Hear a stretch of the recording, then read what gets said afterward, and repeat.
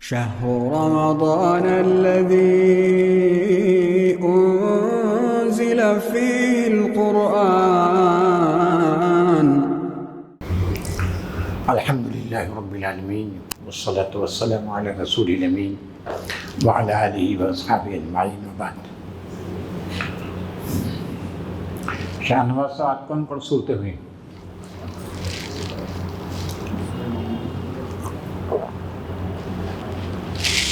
کون صورت ہے؟ سورہ مومنون اور سورہ فرقان. سورہ فرقان کچھ حصہ ہوا ہے، کل انشاءاللہ سورہ فرقان ہو جائے گی، اور بھی کل صورتیں ہوں گی.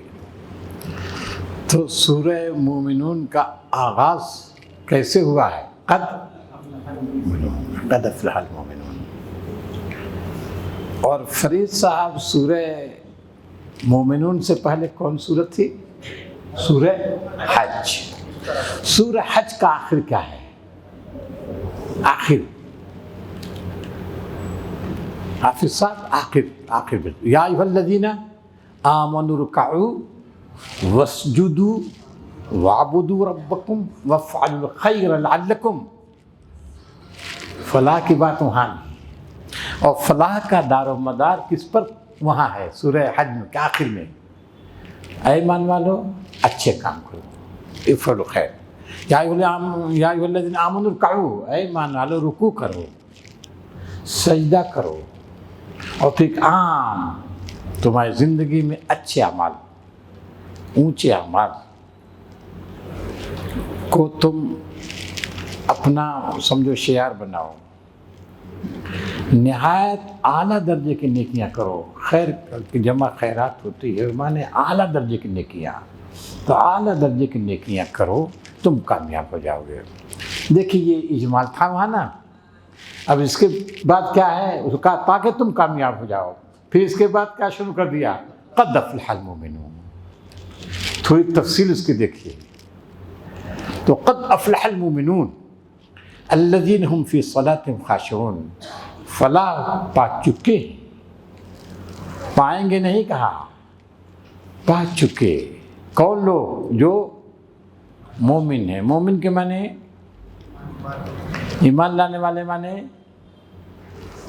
کامل ایمان ہے، منافقین نہیں ہوتے. آپ لوگ سمجھ لیجئے المومنون جہاں آ جائے سمجھ جائیے کہ اتنے منافق شامل نہیں ہیں، خالص اہل ایمان ہیں. جن خالص کے معنی کیا ہے پھر صاحب؟ خالص کے معنی پیور. بالکل پیور کا مطلب کیا سمجھتے ہیں آپ؟ اور واضح کر دیے. یہ بات ہے. اخلاص کے معنی کھوٹ سے پاک. اخلاص کا تو ان کے بڑا اخلاص معنی کھوٹ سے پاک کرنا، یعنی کوئی اور غرض نہ ہو، کوئی اور مقصد نہیں، صرف رضا الہی. تو اخلاص قد افلح المومنون، مومن فلاح پا چکے. اب دیکھیں یہ تو ماضی کا صیغہ استعمال کیا، جی صیغہ ماضی، اور اس پر قد لگا دیا ہے. فلاح پا چکی یعنی کوئی شک نہیں، مومن فلاح پا چکے. اب ان کی صفات مومن کیا ہے؟ الذین هم فی صلاتہم خاشعون، جو اپنی نمازوں میں خشوع رکھتے ہیں. خشوع کے معنی جی بالکل جھک جاتے ہیں. جی جھکا ہوتا دل ان کا بالکل جھکا ہوتا ہے. حدیث میں ہے ایک دعا ہے، ترمذی کی روایت ہے، نبی صلی اللہ علیہ وسلم برابر وہ دعا کرتے تھے، اللہم انی اعوذ بک من قلب لا یخشع. اللہ میں تیری پناہ میں آتا ہوں، ایسے دل سے پناہ مانگتا ہوں جو جھکنے والا نہ ہو، جس میں جھکاؤ نہ ہو، جس میں ٹیڑھ ہو، جس میں سختی ہو، جس میں کجی ہو. ایسے دل سے پناہ مانگتا ہوں. تو خشوع کے معنی دل کا جھکاؤ، دل کے جھکاؤ کو بولتے ہیں خشوع. اچھا، اور ایک لفظ خضوع بھی آتا ہے. خضوع کے معنی واہ، خشوع خضوع بولتے نہیں، ظاہر بھی جھکے اور دل بھی جھکے. بہت سنوں کا ظاہر جھکا ہوتا ہے لیکن دل نہیں جھکتا ہے، دل نہیں جھکتا. اس وجہ سے یہاں ہم دیکھیں گے نماز کے اندر نماز کے اندر یہ بات کہی گئی کہ وہ ہیں جن کے دل بھی جھکتے ہیں، ظاہر بھی جھکتا ہے، باطن بھی جھکتا ہے، اور اصل جھکاؤ کس کا ہے؟ باطن کا جھکاؤ اصل ہے۔ تو نماز کی بات ہوئی نا، قرآن مجید میں دیکھیے یہاں بھی آ رہا ہے، قرآن مجید میں جگہ جگہ جو ہے نماز کے ساتھ کس کا ذکر ہوتا ہے؟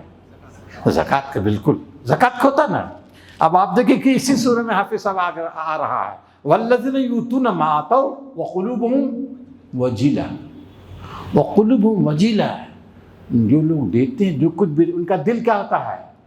لرز کانپتا ہے، یعنی احسان جتانے کے لیے نہیں کرتے، وہ رنگ جمانے کے لیے نہیں، وہ اخلاص ہے، دل بالکل جھکا ہوا ہے، دل میں لرزش ہے، دل کانپ رہا ہے۔ اور دیکھیں یہاں تو وہ ہے سورہ، اس میں سورہ مائدہ میں بتایا تھا، اور وہ دیکھتے ہیں وہم راکعون، زکوٰۃ دیتے وہم راکعون، راکعون مانے رکوع کرتے ہوئے۔ جب آپ دیں کسی کو زکوٰۃ تو رکوع میں رہیں گے، دیں گے اسے؟ بولیے، آپ زکوٰۃ دیں گے رکوع میں ہو جائیں گے، یا رکوع میں ہوگا جو زکوٰۃ دیں گے؟ یہ تو مطلب نہیں ہے نا۔ کیا مطلب اس کا؟ دل جھکا ہوا، وہی تو دل جھکا ہوا ہے، یعنی وہ دیتے ہیں کہ کسی پہ احسان جتا کر نہیں دیتے۔ یہ منافقین کی صفت ہے، آپ تو سورہ بقرہ میں تفصیل کے ساتھ۔ تو یہ مومنین کی لقد افلح المؤمنون الذین هم فی صلاتهم خاشعون۔ تو نماز میں بھی ان کے اندر سمجھے تقوی، طہارت، پاکیزگی، دل کا جھکاؤ ہوتا ہے۔ اور زکوٰۃ دیتے وقت بھی انسان زکوٰۃ دیتے وقت ذرا سا اس کے اندر بلندی پیدا ہو سکتی ہے، شیطان بہکا سکتا ہے، اس وجہ سے وہاں مومنین کی صفت وقلوبہم وجیلہ ہے۔ اور وقلوبہم وجیلہ کیسے؟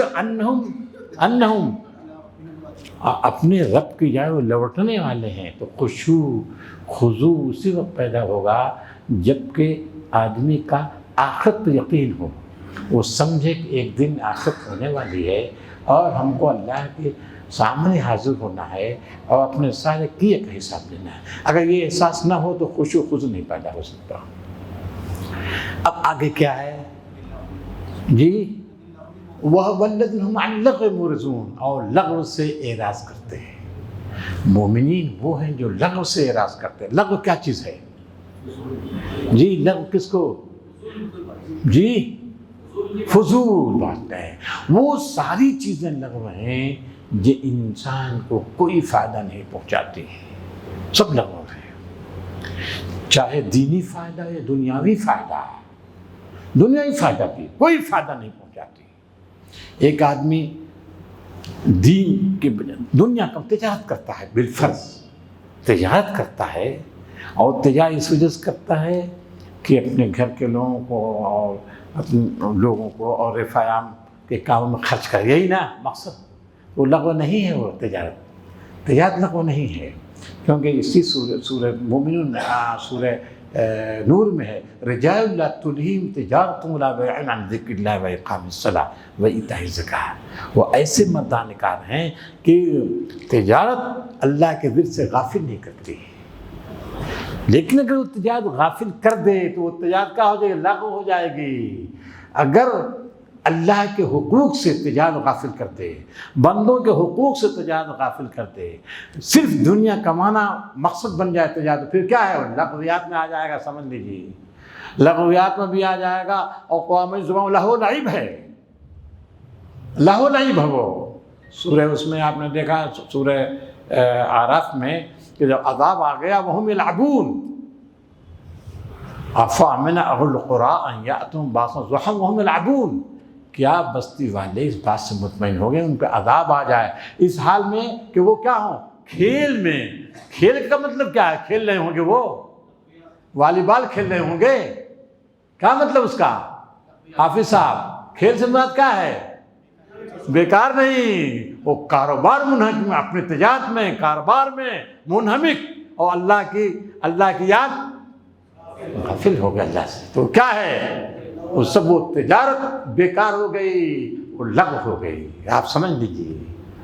لیکن وہ تجارت اس لیے انسان کرتا ہے تاکہ اللہ کو روزی دے گا، اپنے گھر والوں کو پیٹ پالے گا، اپنے رشتہ داروں کے ساتھ حسن سلوک کرے گا، خلق خدا کے کام آئے گا۔ اس کا مال خلق خدا رفایان میں گن، یہ کیا ہے؟ عبادت بن جائے گی، یہ تجارت عبادت ہے۔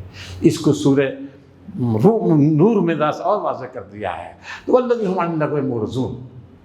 اور آپ کو ایک روح حدیث میں پڑھائی تھی کہ جو ہے آدمی کے اسلام کا حسن یہ ہے، من حسن اسلام المرئی ترک ما لا یعنی، انسان کے اسلام کے حسن کا حسن یہ ہے کہ ساری لایانی چیزوں کو چھوڑ دے، جتنی لایانی چیزیں ہو سکتے سب چھوڑ دے۔ یہ ایسی چیز ہے کہ ہم سب کو اپنا جائزہ لینا چاہیے کہ کون کون سی چیزیں ہیں ہماری زندگی میں آ گئی ہیں جو بالکل لایانی ہیں، بے مقصد ہے۔ ہمارا اٹھنا، ہمارا بیٹھنا، مجلسوں میں جانا، بازار میں جانا وغیرہ کا سب کچھ جائزہ آدمی لے گا۔ جائزہ لے انسان کی کون کون سی چیزیں، کون کون سی مشغولیات ہماری زندگی میں داخل ہو گئی ہیں جن کا کوئی فائدہ نہیں ہے، نہ دینی لحاظ سے نہ دنیا کے لحاظ، کوئی فائدہ نہیں ہے۔ ایسا نہیں ہے، یہ رہبانیت والا دین نہیں ہے جی۔ آخرت کا راستہ دنیا سے ہو کر جاتا ہے، دنیا کو نظر انداز نہیں کرنا ہے۔ لیکن دنیا کس لیے؟ دنیا کس لیے؟ آخرت کے لیے، اللہ کی رضا کے لیے، اللہ کی خوشنودی کے لیے۔ جو بھی اللہ تعالیٰ دے اس کو اللہ کے راہ میں خرچ کیا جائے، یہ ہے مقصد۔ اور اس کے بعد کیا ہے؟ والذین هم للزکاۃ فاعلون۔ اور وہ لوگ ہیں، وہ کامیاب ہونے والے ہیں جو والذین هم للزکاۃ فاعلون۔ منیف صاحب، اور وہ لوگ ہیں جو کامیاب ہوں گے، کامیاب ہو چکے ہیں۔ کون؟ جو زکوٰۃ زکوٰۃ پر عامل ہے۔ ہاں تو اب دیکھیے جو ہے منیف صاحب نے جو کہا ہے اور دوسرے لوگوں نے کہا ہے، عبد الباری صاحب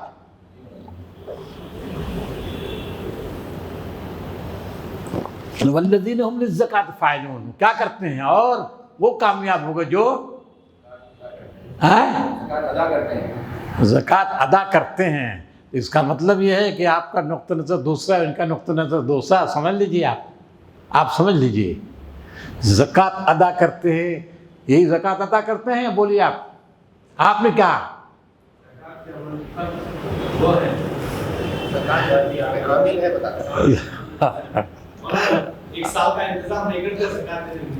ٹھیک ہے ٹھیک ہے۔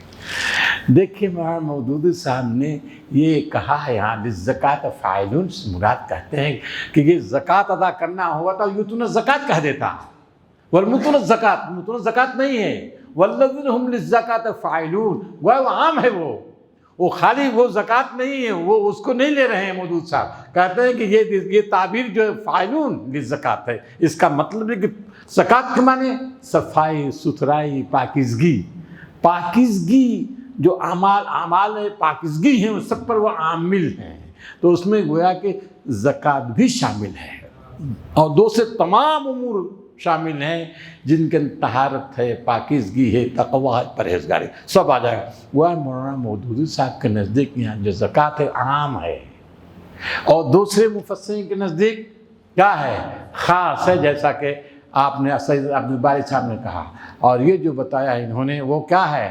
عام بتایا ہے۔ یہ تفسیر مولانا مودودی صاحب کی ہے، اور جو انہوں نے بتایا وہ عموماً تفسیر کی گئی ہے۔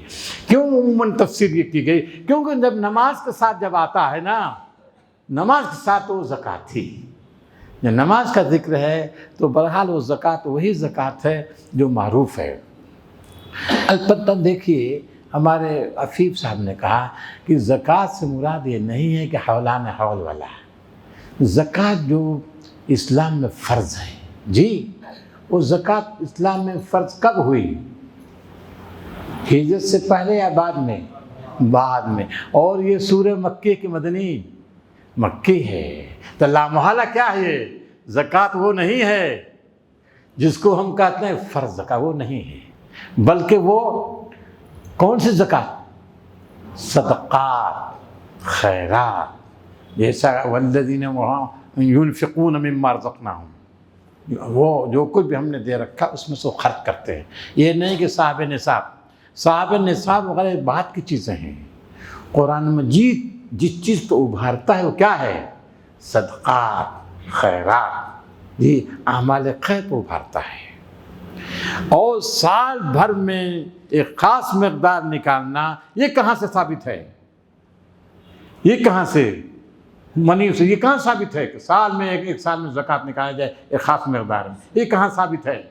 منی سے، حدیث سے، یہ سنت سے ثابت ہے، اللہ کے رسول نے بتایا ہے، اس وجہ سے اس پر ہم عمل کرتے ہیں۔ لیکن جہاں تک قرآن کی بات ہے، قرآن کی اصطلاح میں زکوٰۃ، انفاق، صدقات، خیرات سب کیا ہے؟ ایک ہی ہے، ایک ہی سکے ایک مختلف رخ ہے۔ اور وہ جو آپ کہتے ہیں جو ہے بعد میں جو فرض ہے وہ سنت سے ثابت ہے۔ اس وجہ سے، اور یہ کیوں اس سال میں ایک وقت مقرر کر دیا گیا کہ اس کو زکوٰۃ نکالنا ضروری ہے؟ کیوں؟ اس کی حکمت کیا ہے منیر صاحب؟ اس کی حکمت کیا ہے؟ کیا ہے اس کی حکمت؟ ایک وقت آئے اتنا لیا جائے، اگر کوئی نہیں دے گا تو کیا ہوگا؟ جنگ ہوگی، گردن کاٹی جائے گی، وہ مسلمان نہیں ہے۔ کیوں ایسا ہے کہ یہ فرض کر دیا گیا حدیث میں؟ تاکہ یہ منافقین بھی بچ نہ سکیں، منافقین بھی بچ نہ سکیں۔ جتنے ہیں منافقین، آپ کو معلوم مدینے میں جتنے منافق سب سرمایہ دار ہیں، سب سرمایہ دار ہیں، بچ جاتے تھے ادھر سے دہنے بائیں، قرآن مجید صورت آبا میں لیکن بچ جاتے ادھر سے ادھر۔ وہ اگر نبی صلی اللہ علیہ وسلم مسجد میں روک کر وہ دھیرے سرک جاتے تھے، کہتے تھے دیکھو کوئی دیکھ تو نہیں رہا، نہیں بس سرک جاتے تھے۔ سورہ نور میں بھی آیا، وہ دیکھ کر لوگوں کا آڑ لے کر نکل جاتے تھے، تو یہ بچتے تھے۔ تو کم سے کم یہ رکھ دیا گیا کہ سال میں ایک مرتبہ حساب کیا جائے گا، اور اگر نہیں دیں گے تو زبردستی سے جیل ہے یا قتل ہے ان کا۔ معلوم ہے آپ کو مانعین زکوٰۃ کے سلسلے میں نبی صلی اللہ علیہ وسلم نے کیا کیا، ابو بکر صدیق نے کیا کیا، معلوم ہے۔ تو یہ چیز ہے۔ لیکن قرآن مجید کس چیز کو ابھارتا ہے؟ ہمیشہ انفاق، ہمیشہ، یا اس کا کوئی موقع سال میں نہیں، اس کا انتظار ہی نہیں۔ مومن قد افلح المؤمنون ہے، مومن انتظار نہیں کرتا، سال بھر کا مومن انتظار نہیں کرتا، جب بھی ضرورت آئے وہ دیتا چلو رہتا ہے۔ اس کے بعد کیا ہے؟ والذین هم لفروجهم حافظون الا علی ازواجهم او ما ملکت ایمانهم فإنهم غیر ملومین فمن ابتغى وراء ذلك فأولئک هم العادون۔ اب وہ لوگ کامیاب ہو گئے جو اپنی شرمگاہوں کی حفاظت کرتے ہیں، سوا اپنے بیویوں کی۔ اگر بیویوں کے پاس جاتے ہیں فضائے شہوت کے لیے تو یہ ملامت ان کی نہیں کی جا سکتی، لیکن اس کے علاوہ جو چاہتے ہیں وہ کیا ہیں؟ سرکش ہیں، باغی ہیں، حدود الہی سے تجاوز کرنے والے ہیں۔ یہ قرآن مجید کہہ رہا ہے۔ پھر اس کے بعد کیا ہے؟ والذین هم لاماناتہم وعہدہم راعون، جو اپنی امانتوں کے، اپنے عہد و پیمان کا لحاظ کرتے ہیں، اس کی رعایت کرتے ہیں۔ بھائی عفیف صاحب، اتنی بلندی پر تھا یہ قرآن مجید، فلاح پا گئے کون؟ وہ مومن جو نمازوں میں مشغول رہتے ہیں، خضوع اختیار کرتے ہیں، لوگوں کے ساتھ اچھا معاملہ کرتے ہیں، خیرات کا معاملہ کرتے ہیں، زکوٰۃ کا معاملہ کرتے ہیں، لوگوں کے کام آتے ہیں، لغویات سے دور رہتے ہیں۔ یہ سب اونچی باتیں ہیں نا۔ پھر کہہ دیا کہ وہ جو اپنی شرمگاہوں کے، کہاں اتنی اونچی بلندی کہاں آ گئی؟ کہاں شرمگاہ؟ تو گراوٹ لگ رہی ہے اتنی۔ اب پھر آگے پھر کیا کر؟ وہ جو اپنے امانتوں کا خیال کرتے ہیں، عہد و پیمان کا لحاظ کرتے ہیں، اور پھر کیا؟ اور اس کے بعد پھر آ گیا وہ جو اپنی نمازوں کی نگہداشت رکھتے ہیں۔ نمازی سے شروع، نمازی پر اختتام بھی، دونوں نمازی سے آغاز بھی اور نمازی پر جو اس کا اختتام بھی ہو رہا ہے اس موضوع کا۔ بیچ میں جو ہے اس کو لے آئیں، کس کو؟ ازواج۔ یہ کیوں ہوا بیچ میں اتنا اونچا کلام؟ اتنا اونچا کلام، نماز اللہ سے تعلق کا، اور بیچ میں پھر مرد و زن کے تعلق کی بات آ گئی، یہ کہاں سے؟ صحیح صاحب بولیے اکبر صاحب۔ نماز برائیوں سے روکتی ہے، تو گویا کہ جائز طریقے سے قضائے شہوت پورا کرنا یہ برائی ہے کیا؟ برائی تو نہیں ہے نا۔ سوال یہ ہے کہ اس بیچ میں اتنا اونچا کلام ہو رہا تھا، انسان کا تعلق اللہ سے جڑ گیا، اور پھر دھڑام سے گویا میں کہہ رہا دھڑام سے گر گیا کہاں؟ انسانی تعلقات، مرد و زن کے تعلقات کی بات کرنے لگا۔ کیوں ایسا ہوا؟ ذرا اس کو بتائیے منیر صاحب، بات سمجھ میں آ رہی ہے ہماری؟ کیا ہے، کیا حکمت اس میں ہے؟ ٹھیک ہے یا ہاں،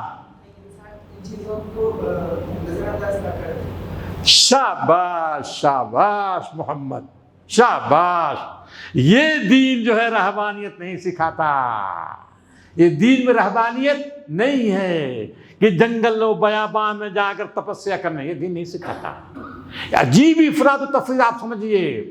کچھ تو کہتے ہیں انسان حیوان ہے، ترقی یافتہ حیوان ہے، بالکل آزاد ہے مرد و زن، سب کوئی پابند نہیں اس میں جو ہے انسان کے، مرد و زن کے تو کوئی پابندی نہیں، ایک دم کیا انسان جس سے جانور شادی کرتا ہے، بیاہ کرتا ہے، کیا جانور ہے، کوئی مقصود کچھ نہیں، ٹھیک اسی طرح انسان بھی کیا ہے، ترقی یافتہ جانور ہے۔ تو وہ جو جانور جو ہے وہ خاص، وہ بھی اپنے حد میں رہتے ہیں، لیکن ترقی یافتہ جانور ہے۔ اب اس کے جتنے جانور ہیں سب اس کے لیے جائز مباح۔ اب بتائیے کر دیا ہے انسان کتنا افراط تفریط۔ اور دوسری طرف آپ دیکھیں گے تو یہ سب یہ پاپ ہے، پاپ، مرد زن جائز تعلقات بھی صحیح نہیں ہے۔ انسانیت کی روحانی ارتقاء میں کیا ہے؟ یہ سب مرد زن کے تعلق یعنی شادی بیاہ کیا ہے؟ رکاوٹ ہے، رکاوٹ۔ انسان کے روحانی ارتقاء نہیں ہو سکتا، یہ دوسری انتہا ہے۔ قرآن مجید نے نماز کے ساتھ کہا یہ ضروری ہے، ضروری۔ اسلام میں رہبانیت نہیں ہے، یہ اس کو سمجھا انہوں نے۔ دیکھیے حضرت عثمان بن مظعون رضی اللہ تعالیٰ مشہور صحابی ہیں، یہ نبی صلی اللہ علیہ وسلم پر تشریف لاتے ہیں، کہتے ہیں کہ اللہ کے رسول انا اختصی کا مطلب کیا ہے؟ میں خصی ہونا چاہتا ہوں۔ اب دیکھیے ان کے اندر وہ تھا تقویٰ، پرہیزگاری، تقرب اللہ کا جذبہ۔ کیا کہتے ہیں کہ میں خصی ہونا چاہتا ہوں۔ تو نبی صلی اللہ علیہ وسلم جو ہے کیا ہوا؟ نہایت غضبناک ہوئے، چہرہ سرخ ہو گیا۔ پھر فرمایا من اختصا فلیس منا، جو خصی ہوتا ہم میں سے نہیں ہے۔ شریعت ابراہیمی نہیں ہو سکتا وہ، من اختصا فلیس منا، جو خصی ہوتا ہے وہ نہیں ہو سکتا ہم میں سے۔ پھر وہ مشہور جملہ ان نکاح، بولیے ان نکاح من سنتی فمن رغب عن سنتی فلیس منی، نے کہا میری سنت ہے، جو میری سنت سے روگردانی کرے پھر ہم میں سے نہیں ہے۔ تو اسلام میں کیا ہے؟ نہایت ہی اعتدال ہے، توازن ہے، اس کے احکام میں بالکل توازن ہے۔ تو یہاں دیکھیے ایک طرف اللہ سے تعلق کا رشتہ بیان کیا، پھر بیچ میں لے آیا ہے کیا یہ سب، اور پہلو ہے۔ اس کے بعد کون سی سورہ ہے؟ سورہ نور ہے۔ وہ سورہ نور والذین هم لفروجہم حافظون، حفاظت کے کیسے طریقے ہیں، کیا کیا ذرائع ہیں، کیا کیا شکلیں بنیں گی، پوری تفصیل سورہ نور میں ہے۔ آپ سمجھ لیجیے سورہ نور آ رہا۔ ہم لوگ چونکہ ربط کلام کے قائل ہیں، آپ کو معلوم ہے، اس پر ہم گفتگو اسی وجہ سے کرتے تھے کہ آ رہا ہے پوری تفصیل۔ یہ سورہ مکی ہے نا، سورہ مومن، اور وہ سورہ نور مکی کے مدنی، شاہد بھائی مدنی ہے۔ اب وہاں دیکھیے مسائل معاشرت کا بیان ہے، پردے کا بیان ہے کہ نہیں؟ پورا پردے کا بیان ہے۔ اور جو زنا کے جتنے دیباچے ہو سکتے ہیں، جتنے مقدمات ہو سکتے ہیں، جتنے محرکات ہو سکتے، سب پر کیا ہے؟ سب پر قدغن لگائی گئی ہے۔ جی ہاں احکامی سورہ ہے وہ، تاکہ معاشرہ جو ہے معاشرہ صاف ستھرا رہے، وہ وہاں جو اجازت دی گئی پھر اس میں اس کی تفصیل آ گئی ہے۔ آگے کیا ہے بھائی؟ والذین هم علی صلاتہم یحافظون، امانتوں کی رعایت کرتے ہیں۔ امانت سے مراد وہ جو کوئی ایک آدمی کوئی شے کسی کے پاس رکھتا ہے، ٹھیک ہے، تو اس کی رعایت کرتا ہے، یہ نہیں ہے کہ اس میں خیانت کر جائے۔ کوئی چیز بھی رکھا ہے، ٹھیک آپس میں جو انسان کرتا ہے، ٹھیک اسی طرح اللہ تعالیٰ نے بھی کچھ امانتیں دی ہیں بندوں کے، جی، تو بندوں کا کیا کام ہے؟ ان امانتوں کی خیانت نہ کریں بلکہ ان کی رعایت کریں، ان کا لحاظ کریں، ٹھیک ہے نا؟ سب سے بڑی امانت اللہ تعالیٰ کیا ہے دنیا میں؟ قرآن ہے، اس کی تعلیمات ہے، اس کے احکام ہیں۔ یہ مومنین ہیں جتنے احکام اس کا خیال کرتے ہیں، اور اسی کے ساتھ ساتھ عہد و پیما کی رعایت۔ امانت امین سے ہے۔ امانت کس سے؟ امین کے معنی فرید صاحب؟ ہاں نہ، امین معنی مشتاق صاحب؟ جو خیانت نہیں کرتا، امین جو خیال نہیں کرتا، ٹھیک ہے، پہنچ رہے ہیں آپ نگہبان، ٹھیک ہے۔ امین کے معنی دیکھیے امان صاحب بتائیں گے، امین کے معنی کیا ہے؟ امان صاحب امانت دار، ٹھیک ہے، امانت دار، وہی لفظ ہو گیا۔ امین کے معنی قابل اعتماد، امین معنی قابل اعتماد، جی کیا بھروسے مند، لائق اعتماد، قابل اعتماد۔ اب آپ دیکھیے انبیاء کی خاص صفت ہے نا، حضرت نوح کی، حضرت ہود کی، حضرت سب، انی لکم رسول امین، انی لکم رسول امین، انی لکم، بار بار آ رہا۔ خود حضرت یوسف کو اتنا بڑا کیا، وہ امین تھے۔ حضرت موسیٰ کے دیکھیے ان سبوں نے کہا نا، وہ دونوں بچیوں نے گواہی دی کہ اس کو مزدور رکھ لیجئے، کیوں؟ انہو قوی، امین ہے۔ جو قوم اپنی امانت کو ثابت کر دے گی، آپ سمجھ لیجئے، جو قوم امانت کو ثابت کر دے تو پھر کیا ہوگا؟ دنیا اس کو امین بنا لے گی، مطلب قابل اعتماد۔ پھر کیا ہوگا؟ جی یہ بات ہے، بڑی امانت پھر مل جائے گی، اور جو چھوٹی چھوٹی امانت خیانت کرے گا، سب بڑی امانت کیسے ملے گی؟ یہودیوں کی سب سے بڑی خرابی تھی، وَمِنْ أَهْلِ الْكِتَابِ مَنْ إِنْ تَأْمَنْهُ بِدِينَارٍ يُؤْدِي إِلَيْكَ وَمِنْهُمْ بِقِنْطَارٍ لَا يُؤْدِي إِلَيْكَ۔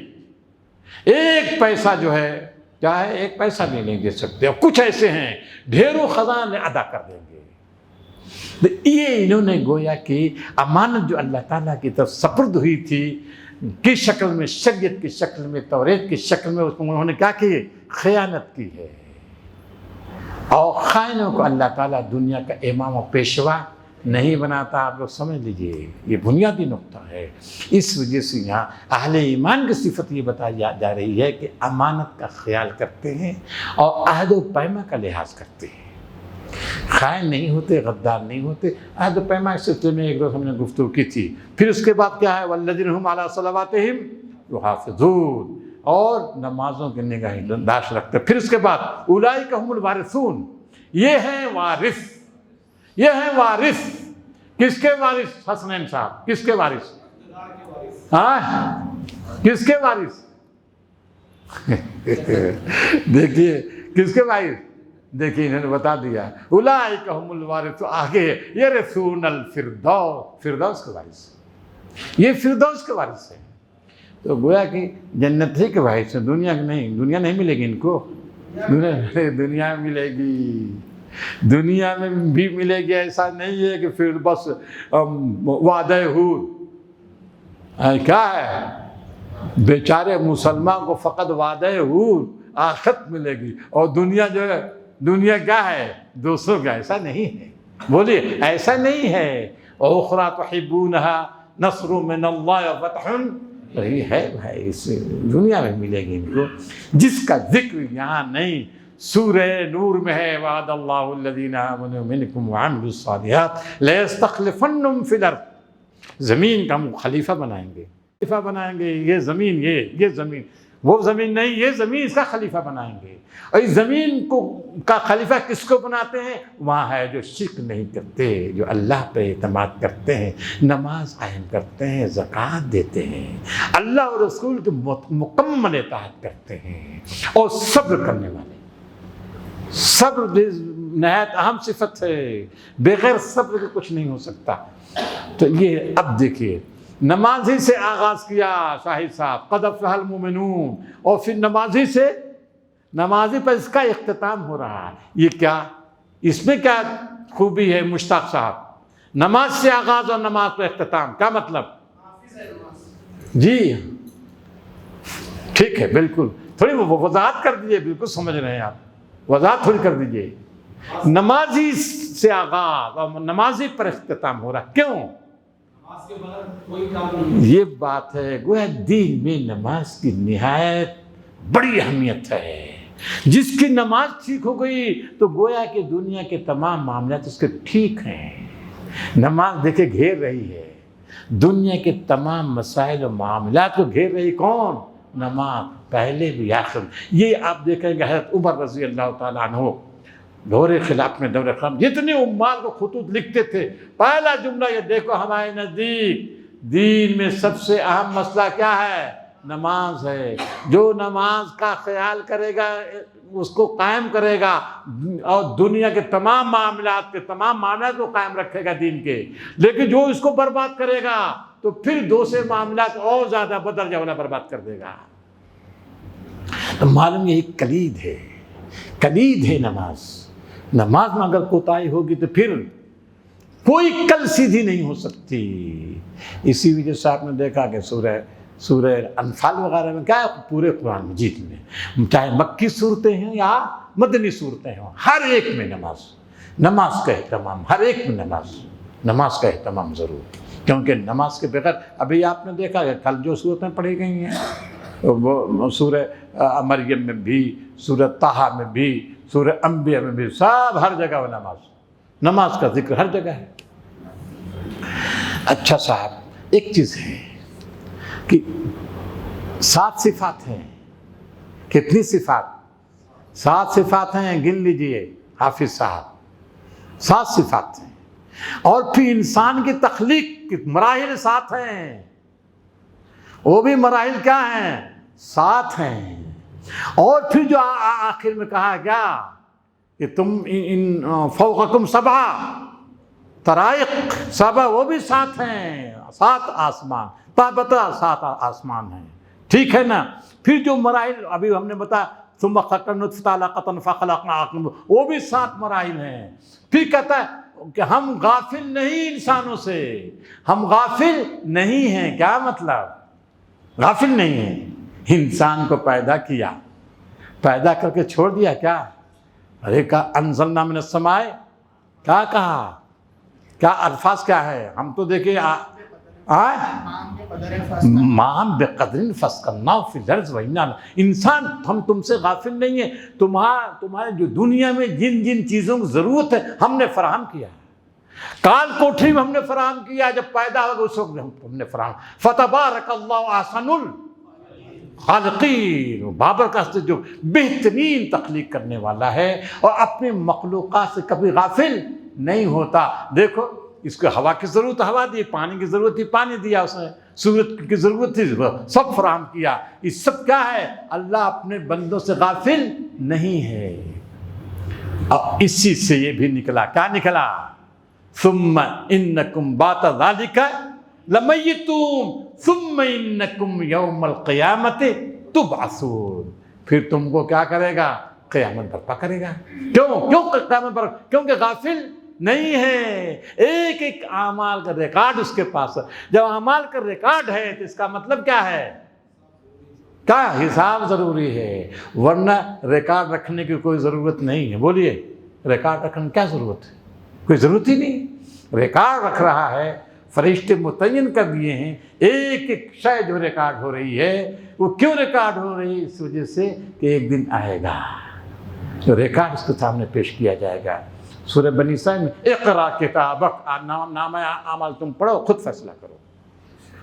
اچھا صاحب، اس کے بعد انبیاء کا قصہ دیکھی ہے، اختصار کیا ہے سورہ میں انبیاء قصہ ہے، اور اس میں یہ کہا ہے کہ یہ جتنے انبیاء ہیں سب کو انہوں نے پیغام پیش کیا اور ان کی قوموں نے انکار کیا۔ کیوں انکار کیا؟ بشر آ گیا تھا، بشر کہ ہم بشر کو نہیں مانتے۔ بشر آئے پھر کون آئے؟ فرشتے آنا چاہیے۔ یہ ہے رسولوں کا انکار کیوں ہوا ہے؟ بشریت کی بنیاد پر ہوا ہے، ٹھیک ہے نا؟ حالانکہ ہم نے پہلے بتایا تھا آپ کو، بشر یعنی رسول کو ہم نہیں مانے، کیوں؟ کیونکہ وہ بشر ہے، اور بشری خدا ماننے کے دیکھیے شاہی صاحب بنا لیا کس کو؟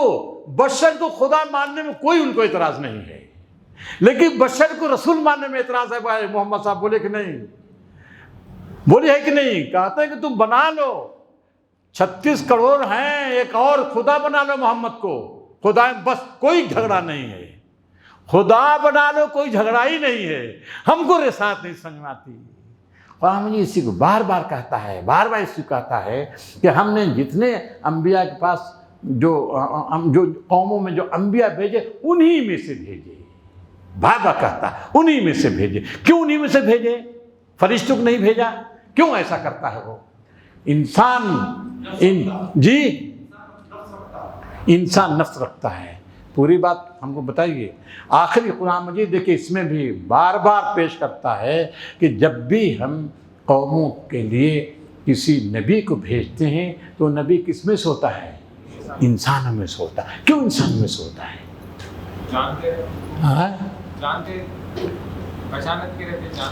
پہچانت کے بات صحیح ہے آپ کی، ٹھیک، بات صحیح ہے آپ کی۔ فرشتہ ہوتا تو ایک ہوتے کہ کام جو ہے نا فرشتوں کا ہے۔ بات ہو گئی، بات صحیح ہے۔ دیکھیے انہوں نے جو بتایا، انبیاء نمونہ بنتے ہیں، نمونہ، اور نمونہ فرشتہ بنے گا نہیں، فرشتہ نمونہ بن ہی نہیں سکتا۔ انبیاء دنیا میں کس لیے آتے ہیں؟ وما ارسلنا من رسول الا لیطاع باذن اللہ، کسی رسول کے دنیا میں بھیجتے اس لیے بھیجتے تاکہ اس کی اطاعت کی جائے۔ جب وہ اگر فرشتہ ہے تو بھائی اب شادی بیاہ میں نمونہ بنے گا، کاروبار میں نمونہ بنے گا، معاملات میں نمونہ بنے گا، سیاست میں نمونہ بنے گا، جہاد میں نمونہ، کسی میں تو نمونہ نہیں بن سکتا۔ تو پھر جو ہے اسی بنیاد اللہ تعالیٰ بار بار وہ مطالبہ کرتے ہیں، لیکن فرشتوں کو نہیں بھیجتا، انسانوں کو بھیجتا ہے تاکہ انسان کیا بنے؟ انسان، یہ انبیاء انسانوں کے لیے نمونے کامل بنے۔ اب یہ دیکھیے، یہ کہتے ہیں ہم نہیں مانیں گے ان کی رسالت۔ کیوں نہیں مانیں گے؟ ارے بھائی ہمارے پاس پارلیمنٹ ہے، ہم دنیا کا نظام چلا رہے ہیں، اکیلے نہیں چلا رہے ہیں بلکہ 10-20 مل کر سب سے باہمی مشورے کے ذریعے ہم نظام حکمرانی ہم نے ترتیب دی ہے اور اپنے ملک کا نظام چلا رہے ہیں۔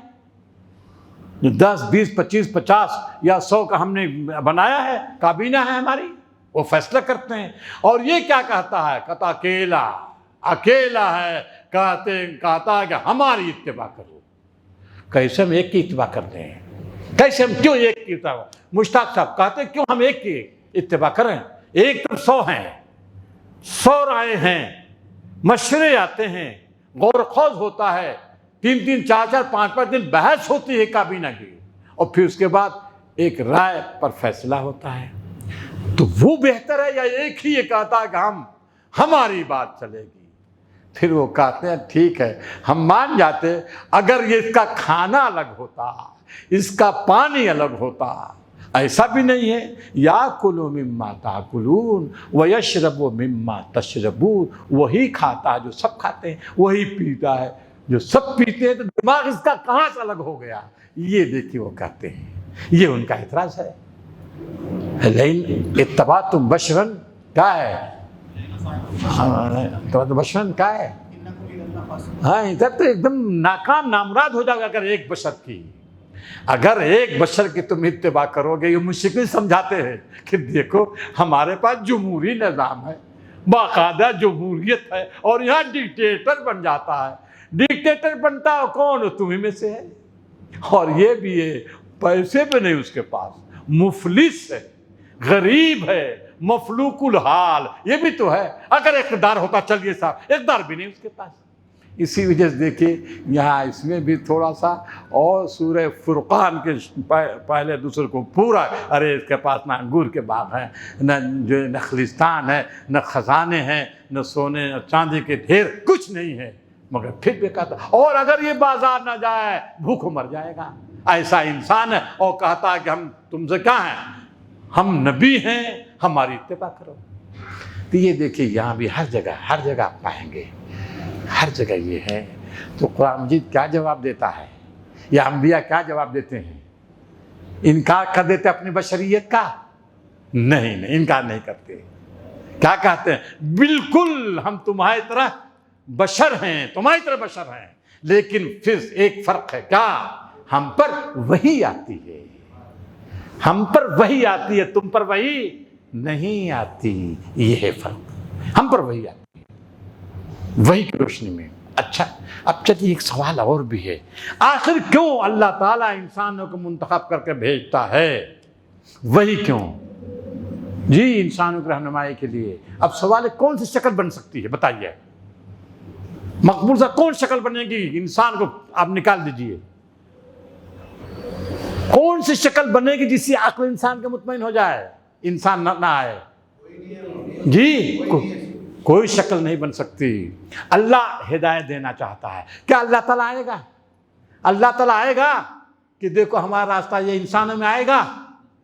اگر اللہ تعالیٰ آ جائے گا تو کیا ہو جائے گا؟ بولیے یوسف صاحب، ختم ہو جائے گا، دھرتی نہیں رہے گی۔ جس دن آ گیا اللہ، دھرتی نہیں رہے گی۔ دھرتی رہے گی؟ دھرتی نہیں رہ سکتی بھائی، انسان کیسے برداشت کرے گا؟ وہ انسان برداشت ہی نہیں کر سکتا ہے اللہ آ جائے، یہ ناممکن بات ہے۔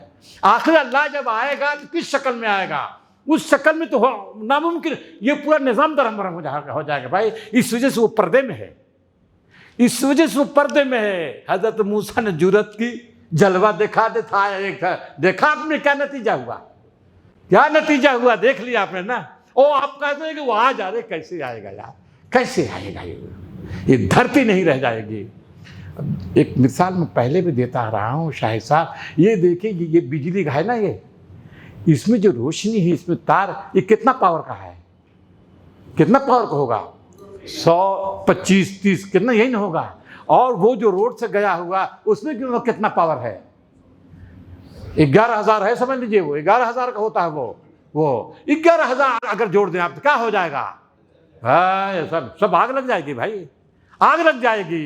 تم کیسے چاہتے کہ وہ آ جائے؟ کیسے آئے گا؟ کیسے آئے گا؟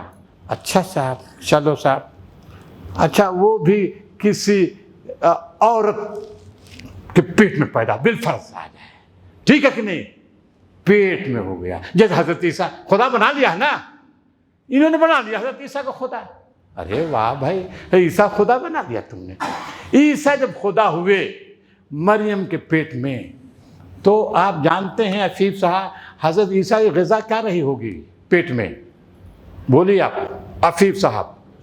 کھجور رہی پیٹ میں؟ یار کھجور پیٹ میں باقی مریم کے پیٹ میں جب تھے حضرت عیسیٰ، یہ دیکھو بچہ، تمہارا بچہ ہوتا تو بتا دیتا، تمہارا بچہ بتا دیتا ابھی۔ مریم کے پیٹ میں جب حضرت عیسیٰ تھے اپنے ماں کے پیٹ میں، غذا کیا چیز رہی ہوگی؟ خون خون خون خون، اور ناپاک خون مقبول صاحب، خدا اور ناپاک۔ اب آپ سوچ لیجیے کیا ہے، کیا گرا دیا ہے انسانوں نے جو کہتے ہیں کہ یہ خدا ہے، انسان خدا ہے، خون، اب وہ غذا اور خدا۔